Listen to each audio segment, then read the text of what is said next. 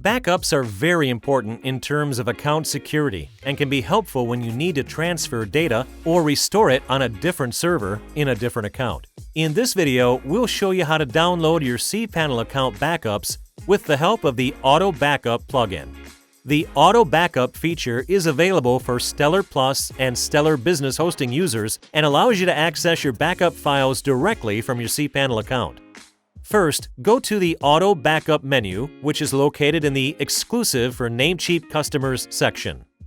In the AutoBackup menu, you can select the desired backup date from the drop-down menu. Next, you'll see the backup summary, which contains the backup number, date, size, and number of items present in it.